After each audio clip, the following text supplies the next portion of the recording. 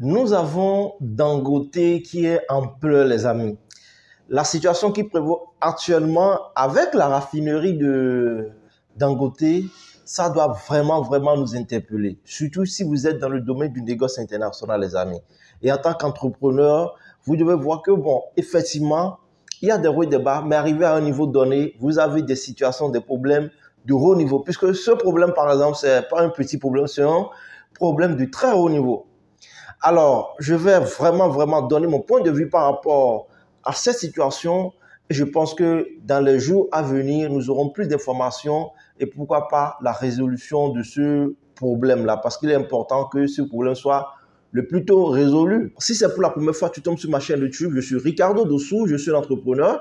Et sur ma chaîne YouTube, je partage les opportunités de business avec vous. Donc, ce que vous allez faire, c'est de vous abonner à la chaîne et de cliquer sur la cloche de notification pour ne rien rater. Et vous verrez en bas de la description de la vidéo le lien de notre forum Telegram. Cliquez dessus, rejoignez-nous sur le canal Telegram. Et pour nos amis qui voudraient se lancer dans le domaine du négoce international, vous pouvez également prendre notre accompagnement ou soit notre formation générale dans ce domaine-là pour vous lancer aussi dans le domaine du négoce international. Et sur le canal Telegram, je ne vous écrirai jamais en premier. Donc, si vous voyez quelqu'un vous écrire en premier, ce n'est pas moi, c'est un faussaire. Ne répondez pas. C'est ça, les amis. Il y en a plein qui font ça comme ça et j'ai eu des retours. Ce n'est pas moi, les gars. Ce sont des faussaires, donc ne répondez pas. Vous pouvez m'écrire directement, mais moi-même, je ne vous écrirai jamais en premier. C'est comme ça, les amis. Par rapport à la situation qui prévaut actuellement au Nigeria, déjà, c'est quoi le problème qui se pose? Nous avons la raffinerie de Dangote qui a été déjà entièrement construite et elle est déjà fonctionnelle. Du coup, la raffinerie, elle a besoin du pétrole pour fonctionner. Et elle a besoin de quel type de pétrole pour fonctionner? Elle a besoin du brut, du pétrole brut, donc le pétrole extrait à chaud, au fait. Ce n'est pas un pétrole qui a déjà été transformé, non. Donc, cette raffinerie a besoin du brut. Et nous savons que le Nigeria est un pays pétrolier, donc ils ont énormément du pétrole. Du coup, nous avons certaines sociétés pétrolières qui ont commencé par vendre leur pétrole, effectivement, à la raffinerie de Dangote. Mais il s'est posé que la raffinerie est en manque du pétrole brut, puisqu'elle a une capacité de production donnée, journalière. Du coup, elle n'arrive pas à avoir cette capacité-là. Du coup, il faut nécessairement qu'elle puisse combler ce gap-là, avoir la capacité, avoir le brut nécessairement pour pouvoir vraiment utiliser sa capacité journalière. Du coup, il faut maintenant inviter les entreprises locales à pouvoir vraiment fournir le pétrole.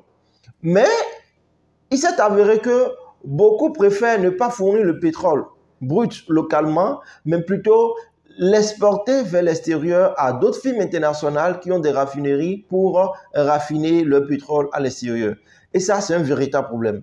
Du coup, nous avons Dangote qui s'est effectivement rapproché aussi de la NNPC, cet organisme nigérian qui est chargé de la régulation et du contrôle de tout ce qui a rapport avec le pétrole, donc les hydrocarbures au Nigeria.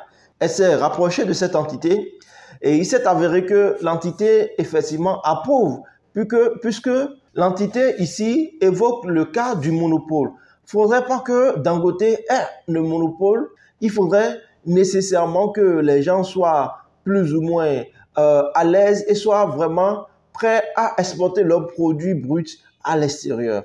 Et c'est véritablement le problème aujourd'hui qui se pose parce que, en principe, la NNPC devrait accompagner la raffinerie de Dangote à obtenir assez du brut pour faire fonctionner la raffinerie.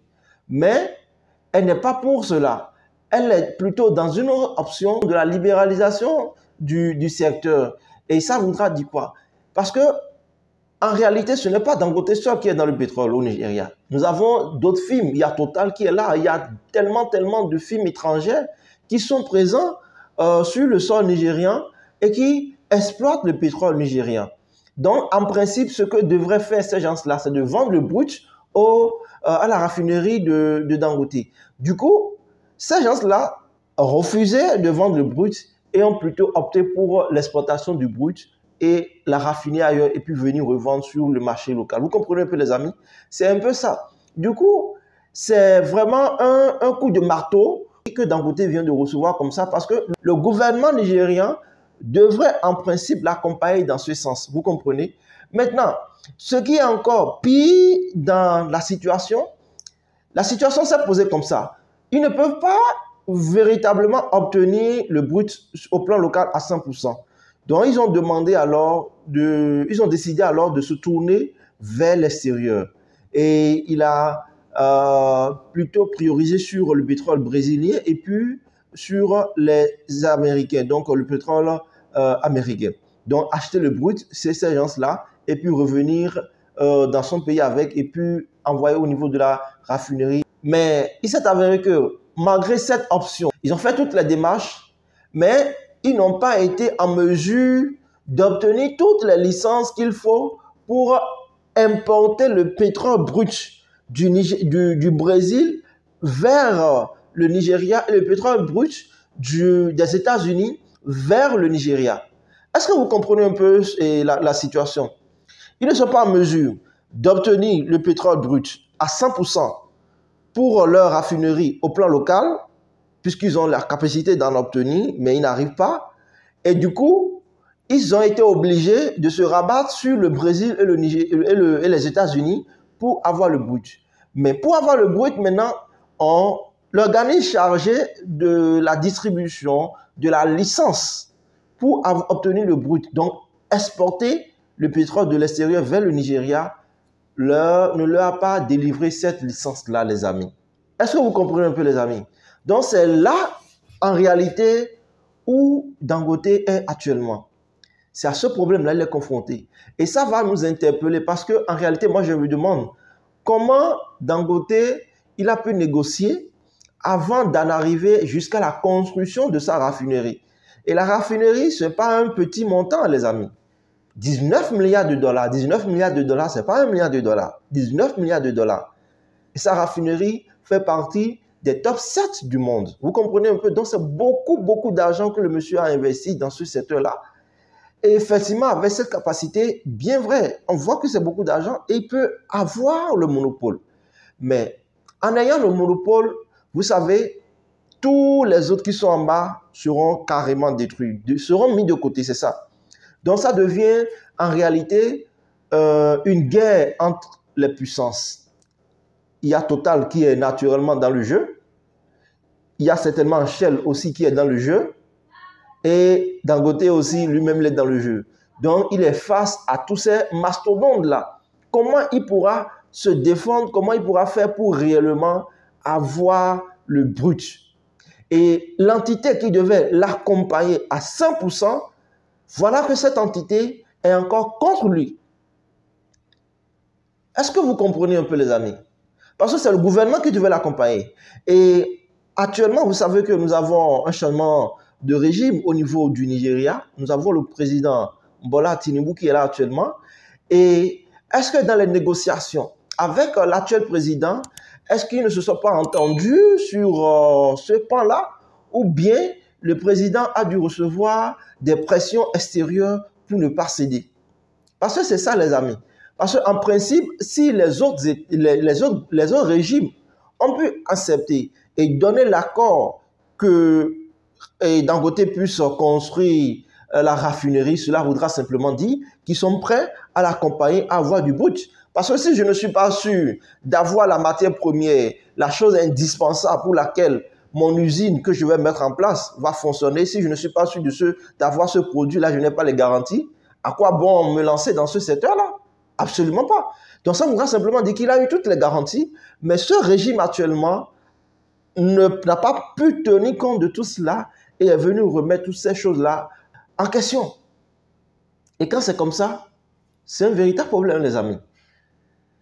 J'imagine personnellement son état d'âme, comment il peut se ressentir, parce que lorsque vous avez investi beaucoup d'argent dans votre unité et vous avez déjà des prévisions, par exemple, sur l'année en cours, et vous avez des problèmes du genre, franchement, c'est un véritable problème. Et même les anticipations que vous avez eues à faire, les plans d'anticipation que vous avez eu à faire sortir, vous faites sortir ces plans-là, et en même temps, on vous casse ses plans. Vous comprenez un peu, c'est difficile. C'est-à-dire que l'usine va fonctionner comment? Comment? Vous comprenez un peu, les amis? Donc, c'est vraiment à ce phénomène-là que Dangote est face actuellement et nous attendons de voir comment ce problème-là va se résoudre.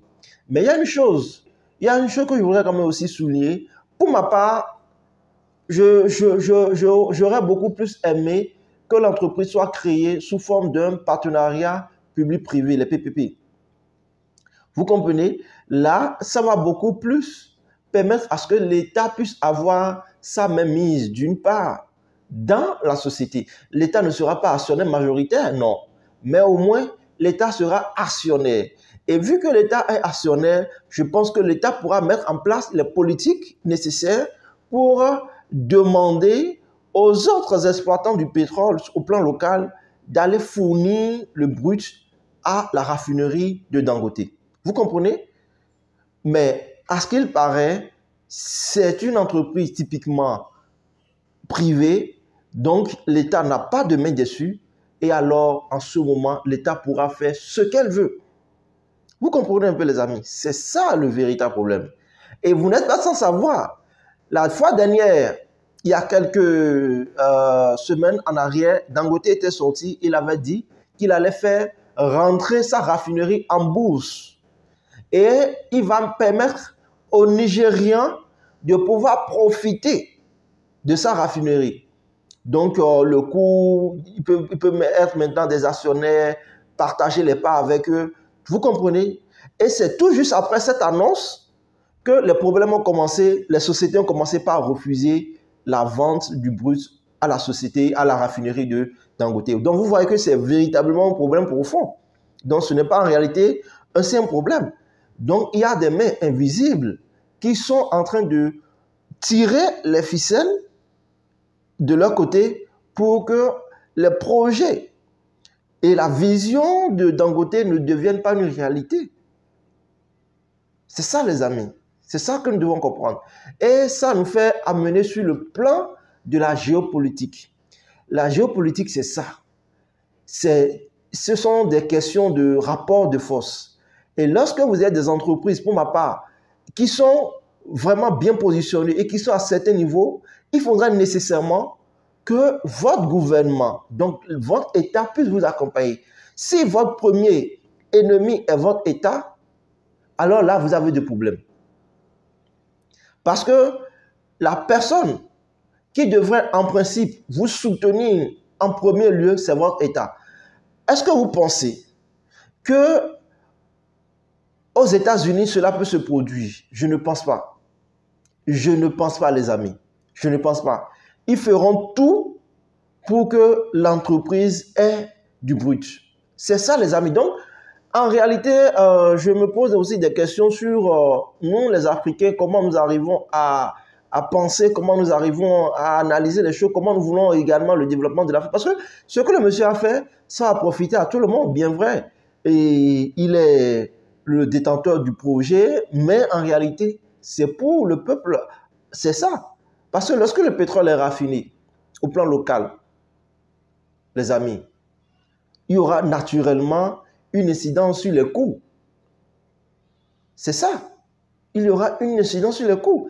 Et les coûts seront quand même revus à la baisse parce que, regardez les amis, un navire doit quitter par exemple la Chine ou bien la Russie, contenu du pétrole, et venir sur les côtes du Golfe, desservir tous ces pays-là, repartir. Regardez le nombre de CO2 que ce navire-là va libérer comme ça dans la nature. Mais vous avez directement, et regardez également le coût de transport qui est également impliqué.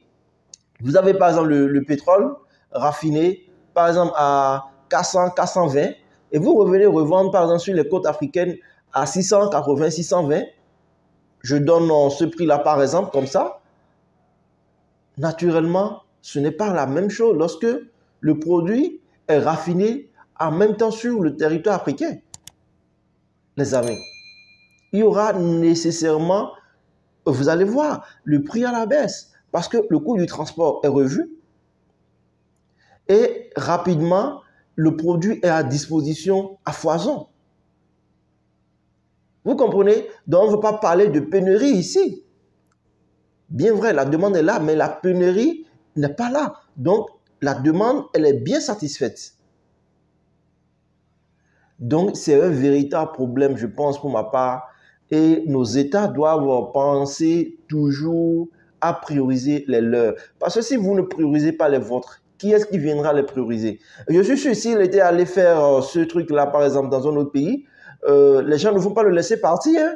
Non, non, non, ils vont l'accompagner. Il peut y avoir des bâtons dans la roue, mais ils vont vraiment l'accompagner parce que ce qu'il a eu à investir, c'est une somme colossale.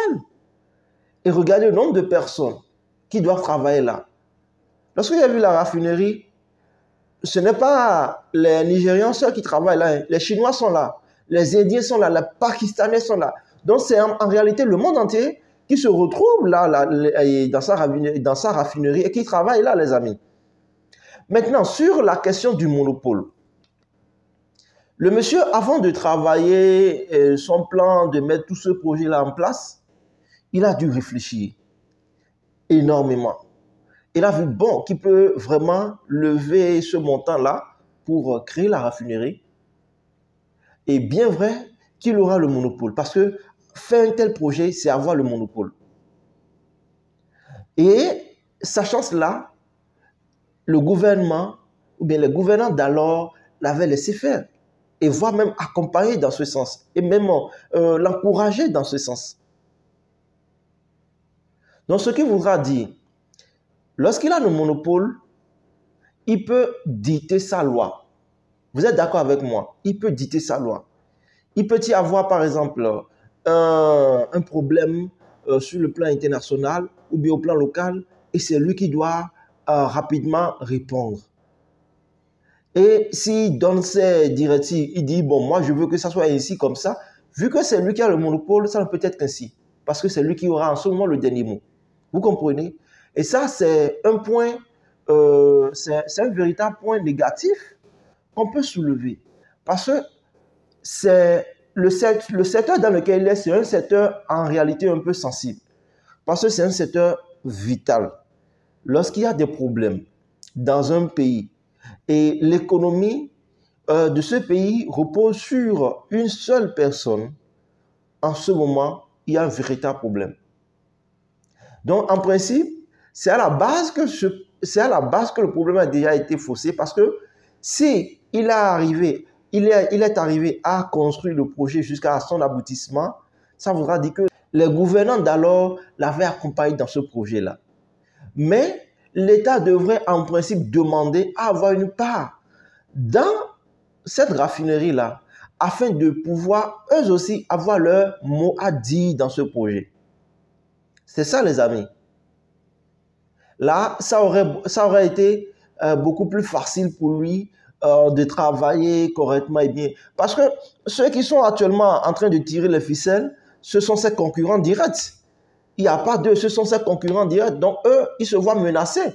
Et quand ils se voient menacés comme ça, ils vont utiliser toutes les possibilités, toutes les manières nécessaires qu'il faut pour eux, pour pouvoir, en tout cas, s'il faut l'écarter. Parce que c'est le business. Ils n'ont pas de sentiments, les amis. Ce sont les intérêts qui sont en jeu là. S'il pleure aujourd'hui, c'est à cause de ses intérêts, parce qu'il voit qu'il a investi pas mal d'argent. Vous comprenez un peu, les amis? C'est ça.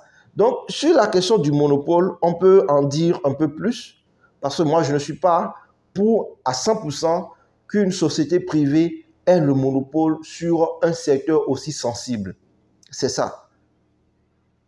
On peut élargir et l'État vient, l'État a sa part. C'est ça aussi, les amis. Mais lorsque l'État a déjà tout laissé comme ça et il s'est allé jusqu'à ce niveau,